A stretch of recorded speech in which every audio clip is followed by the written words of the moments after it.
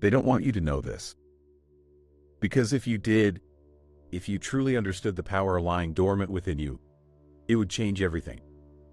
Not just your life, not just your mind, but reality itself. Right now, something inside you is asleep, coiled, waiting. And if you awaken it, the world you think you know will shatter. The lies, the illusions, the limits, they all burn away in the fire of Kundalini. But here's the thing. Most people who talk about Kundalini, they've never actually experienced it. They read books.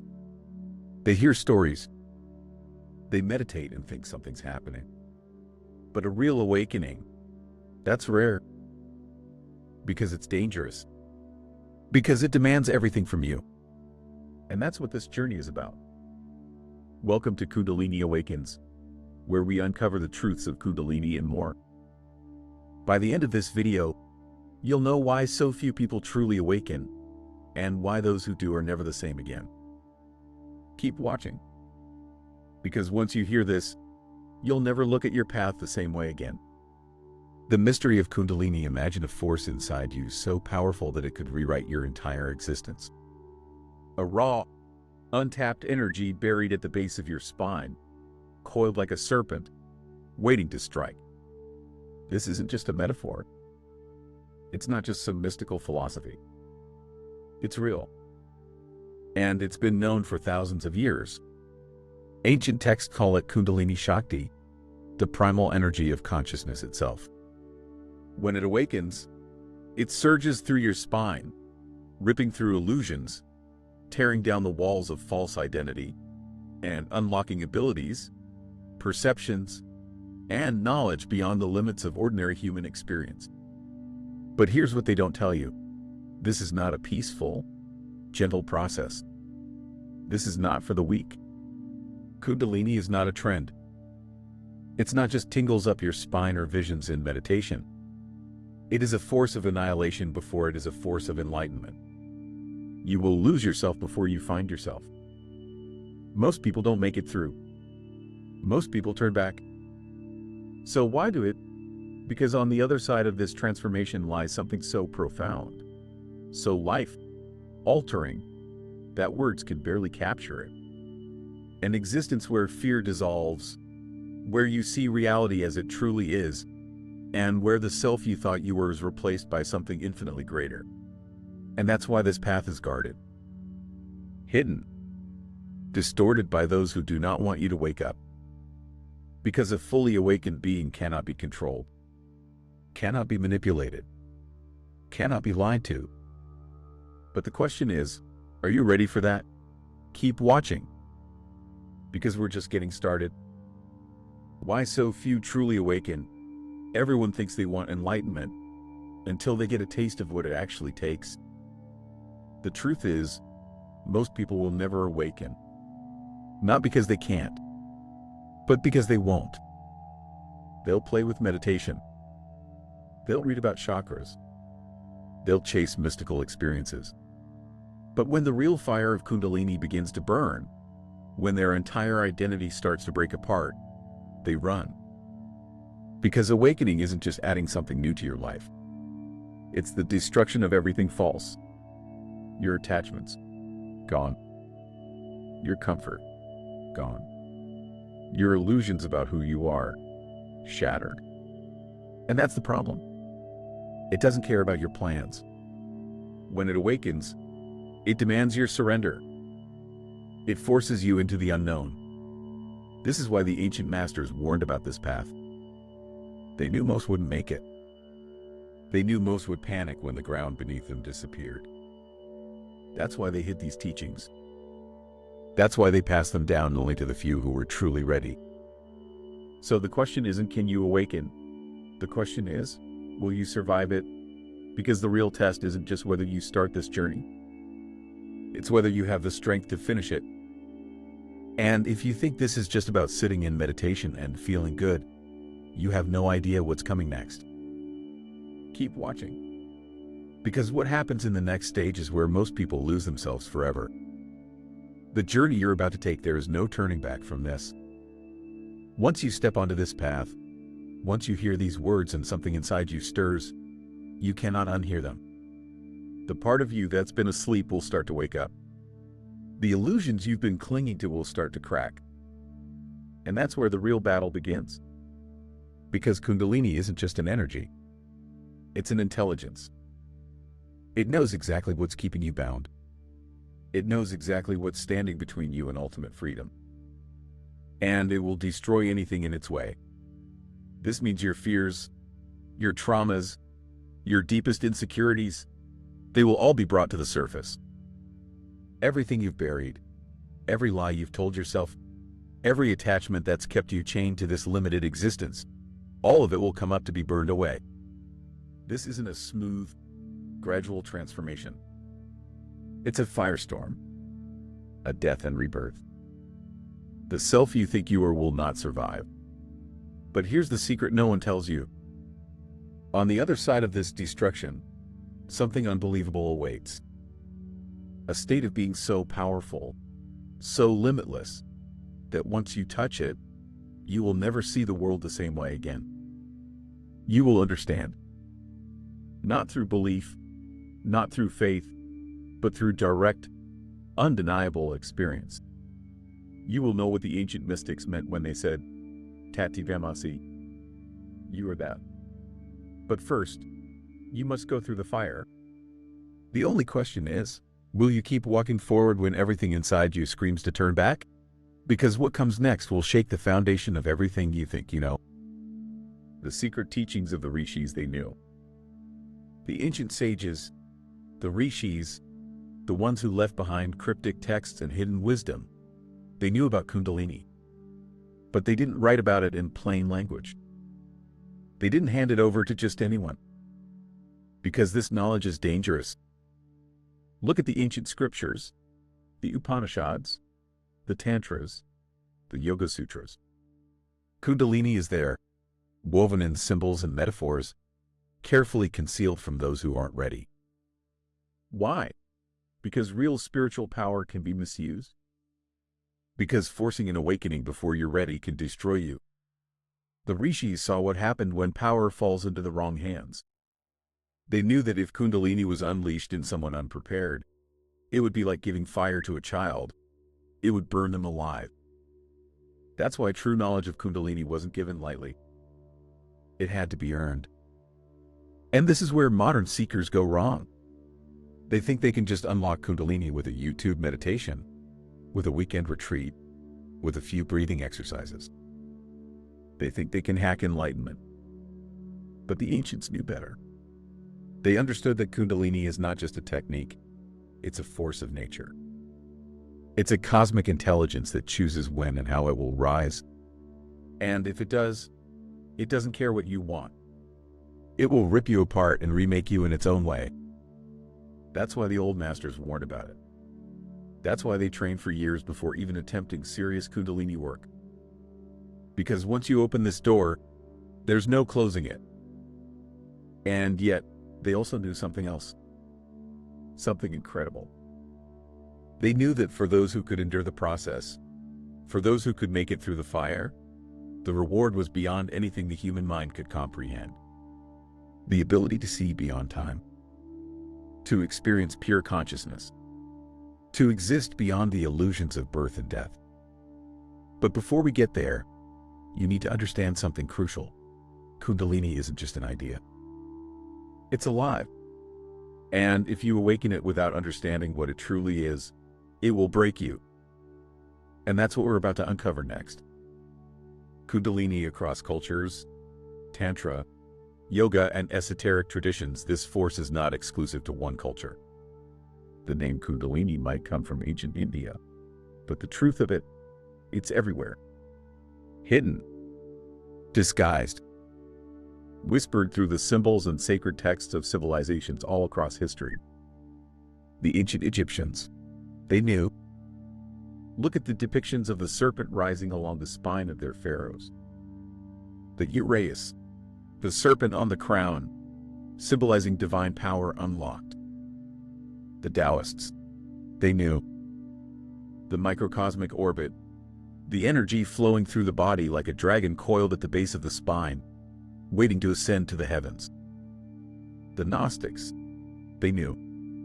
They called it the sacred fire, the inner Christ, the force that shatters the illusion of this world. Even the Bible, it's there. Be wise as serpents. The serpent of Eden wasn't just a deceiver. It was the forbidden knowledge, the key to divinity that few could handle. Every great tradition has hints of it, but only the few who looked deeply enough could see it. Because this power was never meant for the masses. But here's where things got corrupted. Over time, this knowledge was either lost, distorted, or deliberately hidden. The true teachings of Tantra, for example, were never about sex or indulgence. That's the modern misunderstanding. True Tantra was about mastering energy, controlling the life force within to achieve divine union. Yoga, originally, it wasn't about flexibility or fitness. It was a science of self, destruction, and rebirth, a way to prepare the body and mind for the force of Kundalini. But when real wisdom is diluted, people lose the truth. They think they're practicing Kundalini, when in reality, they're just playing with something they don't understand. And here's the cost of that ignorance. Awakening without mastery leads to madness.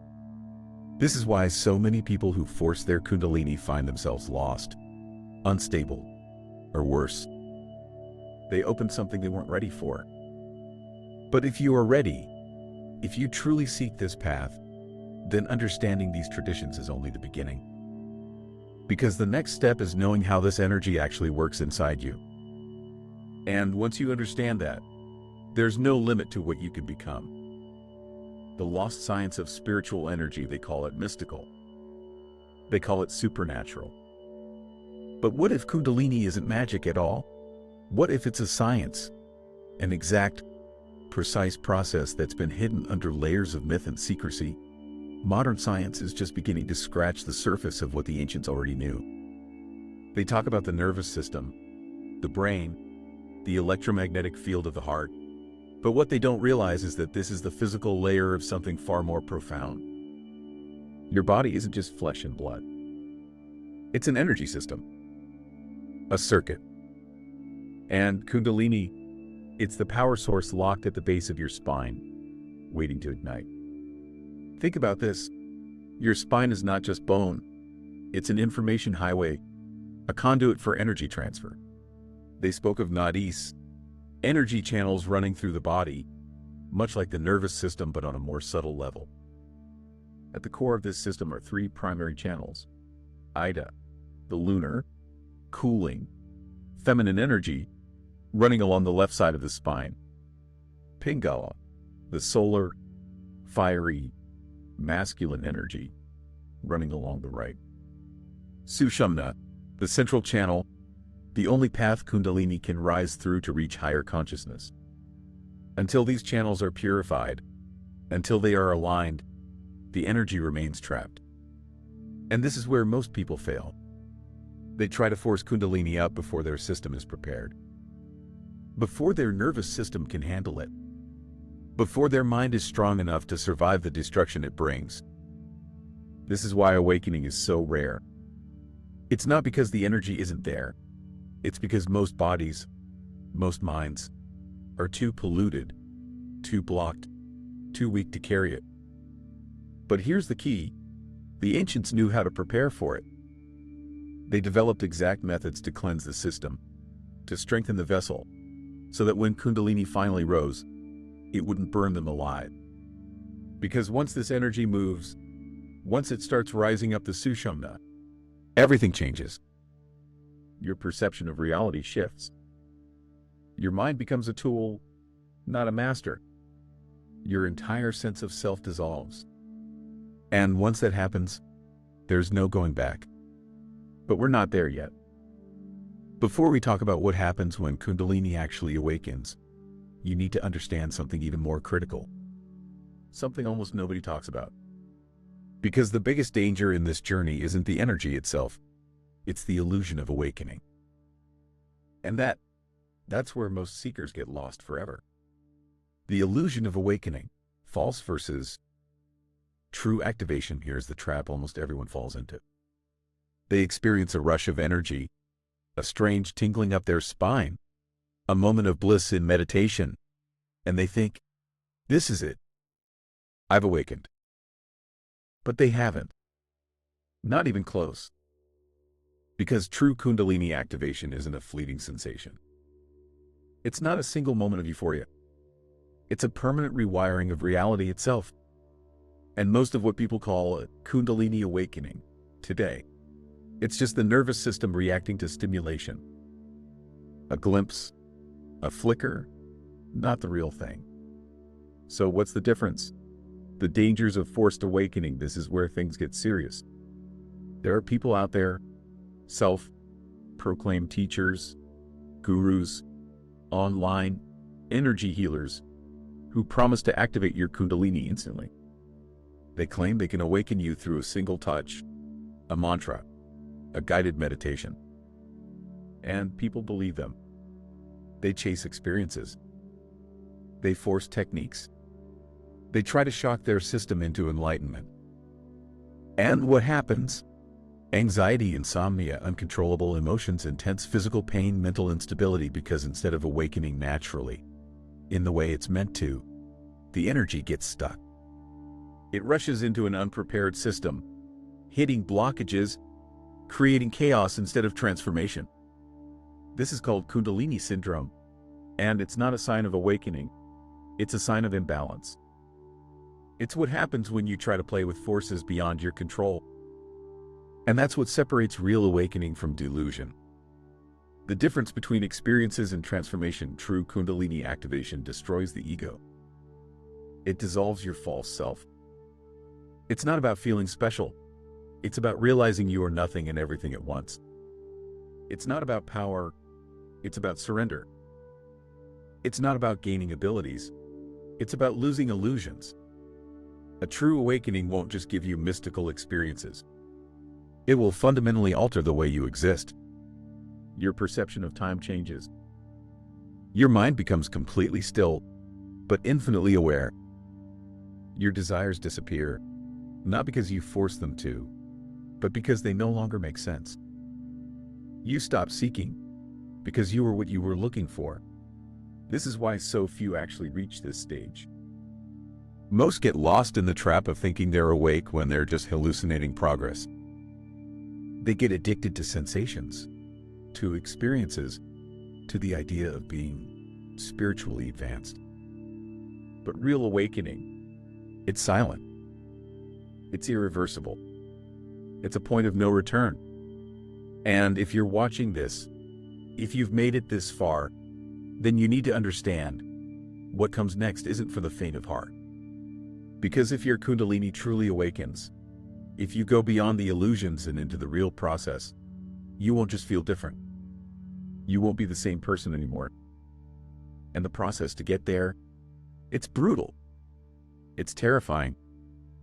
It's the destruction of everything you think you are. That's what we're about to dive into next. Because once Kundalini rises, there is no stopping it. And what happens after? Most people don't survive it. The trials of awakening, destruction before rebirth, this is where most people turn back. They think awakening is bliss. They think it's peace, love, and floating in divine energy. They have no idea what's coming. Because real Kundalini awakening, it's brutal. It's violent. It will rip you apart before it ever sets you free. And this is the part no one talks about. The dark night of the soul, the moment Kundalini starts moving. Everything you've ever known begins to collapse. Your relationships, they start to fall apart. Your sense of self, it begins to dissolve. Your emotions, they become unpredictable, overwhelming, unbearable. Why? Because the version of you that existed before cannot survive Kundalini. The false self, the one built on conditioning, on fears, on illusions, has to die. And that death, it feels like losing everything. You'll question your sanity. You'll feel like the world is breaking around you. You'll be forced to face every fear, every trauma, every wound you've buried.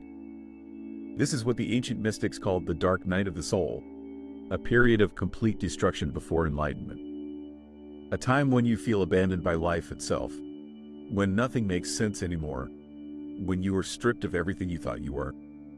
And the worst part, you will want to turn back.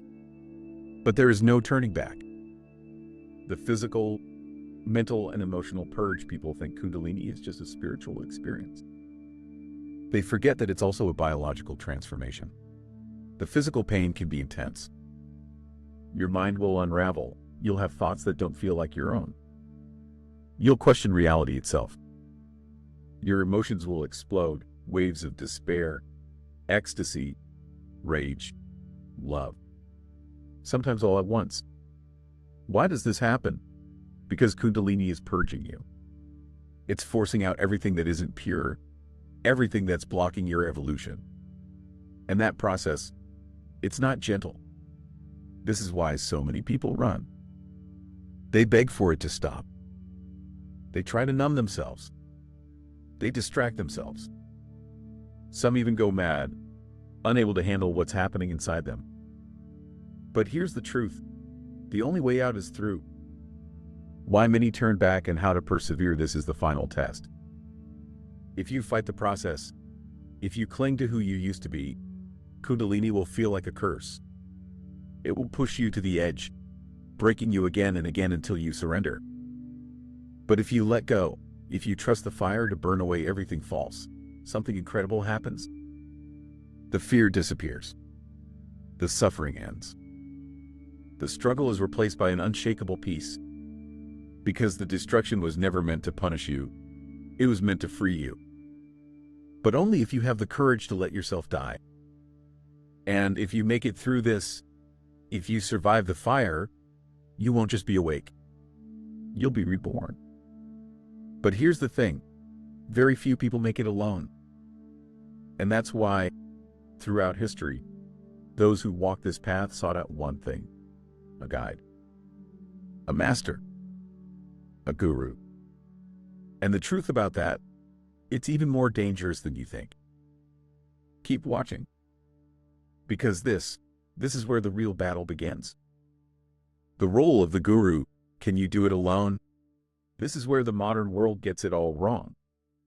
People think they don't need a guide. They think they can awaken Kundalini on their own, with a few books, some online courses, maybe a couple of weekend retreats. But here's the truth. Kundalini does not care about your ego. It does not care about your belief that you can do it alone. It is a force beyond your control, beyond your understanding. And if you try to walk this path blind, it will consume you. This is why, for thousands of years, every true seeker, every yogi, every mystic sought out a guru, a master who had already walked the path, who had already survived the fire. Because without guidance, most people don't awaken. And those who do, they get lost. They break. Some never return. Ancient lineages in the transmission of energy in the past, Kundalini wasn't something you just discovered on your own. It was something passed down from teacher to student through a process called Shaktipat, the direct transmission of spiritual energy. This wasn't a game. It wasn't a trend. It was a sacred responsibility. The guru wasn't there to feed your ego. They weren't there to make you feel special. They were there to destroy you, to break your illusions, to strip you of everything false, to prepare you for the fire of awakening. And when you were ready, when they saw that you could handle it, that's when the true awakening began. But today, anyone can call themselves a guru. Anyone can claim to be enlightened. And that has led to one of the biggest dangers on this path: the false teacher. The difference between a true and false guru, here's what no one wants to admit. Most gurus today are frauds. They might have knowledge. They might have charisma. They might even have a following.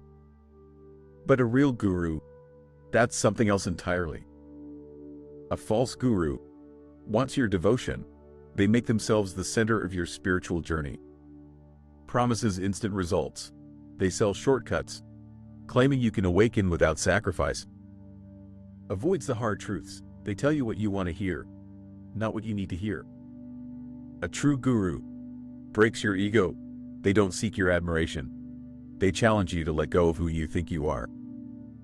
Gives you nothing but the path, no promises, no easy answers, just the fire that will transform you. Disappears when the time is right, because the goal isn't to follow them. It's to awaken on your own. This is why finding the right guide is so rare. The real ones, they don't advertise. They don't need to. They are found, not promoted. And if you do find one, if you are lucky enough to come across someone who truly knows the path, they won't give you comfort. They won't give you peace. They will give you truth. Signs that you've found the right guide. So how do you know if someone is real? Simple. A real teacher won't give you answers. They will give you questions. Questions that will unravel you. Do they challenge your identity rather than reinforce it? Do they make you uncomfortable, forcing you to face the parts of yourself you don't want to see? Do they emphasize discipline and inner work over mystical experiences? Because a real guru doesn't care about your comfort. They care about your awakening. And that means leading you into the fire, not away from it. Can you do it alone? Yes. But it is the hardest path. The ones who awaken without guidance, they go through years of suffering, years of confusion, years of trying to make sense of something that has no roadmap. Some make it, most don't.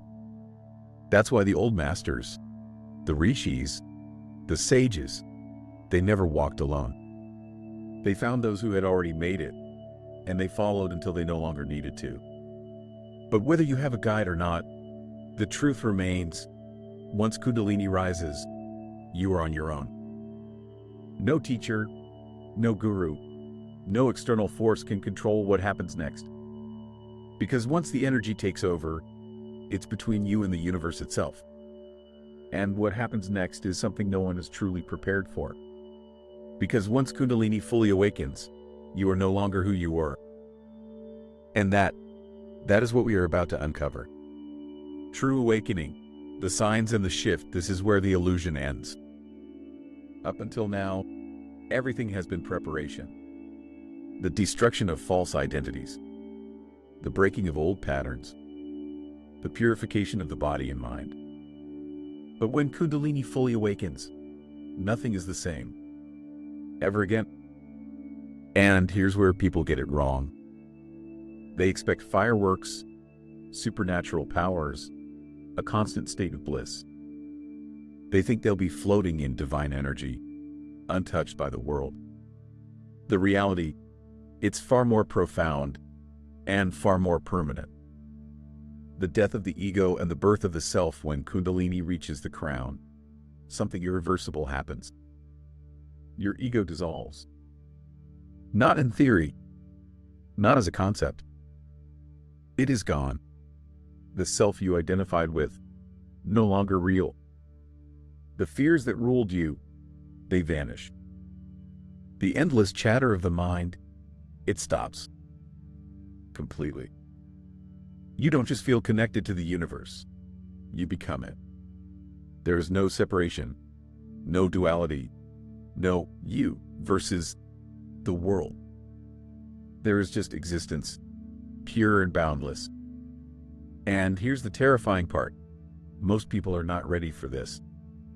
Because when the ego dies, so does everything it clung to. Your ambitions, your attachments, the things that used to define you, they disappear. And if you haven't prepared, if you haven't done the deep work, it can feel like losing everything. The inner fire and blissful states, but for those who make it, for those who surrender completely, something else emerges. A state of being so far beyond happiness, beyond pleasure, beyond anything the mind can comprehend. The ancients called it Ananda, pure bliss, not tied to anything external, not dependent on emotions or experiences. This isn't just a moment of peace. It is a new way of being. A constant presence of inner stillness, no anxiety, no fear, no resistance. A feeling of limitless energy, as if you are plugged directly into the source of creation itself. A knowing beyond knowledge, not belief, not faith, but direct understanding of what you truly are. You don't seek anymore. You don't need to. Because the search is over. The permanent shift in consciousness, this is where the final test comes. Because once you've awakened, once you've seen beyond the illusion, the question is, can you live in this world, knowing what you now know? Many can't. That's why so many awakened beings retreat, disappear, live in solitude. Because once you see the truth, engaging with the world feels strange, unreal. Like watching people play a game they don't even know they're in. But the rarest ones, the ones who fully integrate their awakening, don't run from life. They embody it. They don't live apart from the world. They bring truth into it. And that's what makes the difference between those who awaken and fade into isolation and those who awaken and become masters. Because awakening is not the end of the journey. It's just the beginning. And what happens after, that's what separates the seekers from the true masters. And we are about to step into that final stage. The one few even talk about. The one even fewer reach. Because once you master Kundalini, you master reality itself. Mastery, living as an awakened being, most people think awakening is the final step. That once Kundalini rises, once enlightenment hits, the journey is over. That's a lie. The truth, awakening is only the beginning. Because once you see beyond the illusion, once your ego is gone, once you are free, then comes the real challenge. How do you exist in a world that is still asleep? The integration process, walking in two worlds, imagine this. You wake up one morning, and nothing feels real. Not because you're dissociating, not because you're confused, but because for the first time, you see things exactly as they are. The stories people tell themselves, you see through them. The attachments people cling to, they no longer make sense. The fear that once controlled you, it's completely gone. And yet, the world keeps moving as if nothing has changed. This is the hardest part of enlightenment, integration. Learning to function in a society built on illusions when you no longer live inside them. Some retreat. Some disappear. But the ones who master this state, they stay. They move through life without being touched by it. They feel everything, yet remain unshaken. They engage with the world, yet are completely free from it. They see the madness of society, yet move through it like a ghost, unaffected. This is the difference between awakening and mastery. What happens after awakening? Here's the paradox. Before awakening, you think you need a purpose. You think you need goals, desires, meaning. But after, you realize there is nothing to seek because you are already complete. So what do? Whatever you want. Some awakened beings become teachers, guiding others to the truth. Some create, pouring their energy into art, music, writing. Some just live, moving through the world without attachment, simply being. Because once you are free, there are no rules. There is no script. There is only pure existence. And yet, with great power comes great responsibility. Because the world doesn't understand awakened beings. And for those who choose to stay, there is one final challenge. How do you help others awaken without forcing them? The responsibility of the awakened one. Here's the truth no one talks about. Most people don't want to wake up. They think they do.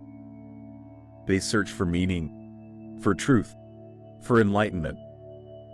But when they get too close, When they start to see through the illusion, they run. Because waking up means letting go of everything. And most aren't ready for that. That's why real masters don't preach. They don't convince. They don't force. They exist. And by existing, by radiating truth, they naturally shift those around them. They don't speak much, yet their presence alone transforms others. They don't try to lead, yet people are drawn to them. They don't claim power, yet their energy is undeniable. This is the final secret. True masters don't control reality. They become one with it. They move with the flow, untouched by chaos, free from all desire. And the rarest ones, the ones who go beyond even enlightenment, they vanish. Not physically, but energetically. They dissolve so completely into existence that they become the flow itself. They don't need to be seen. They don't need recognition. They are everywhere and nowhere at once. This is ultimate mastery. And it's available to anyone willing to go all the way. But here's the real question. Will you? Because most seekers stop before they reach the end. Most turn back when the fire gets too intense. But for those who keep going, for those who refuse to stop, there is one final revelation waiting. Something no book, no guru, no teaching can prepare you for. And what that is, that's what we're about to reveal.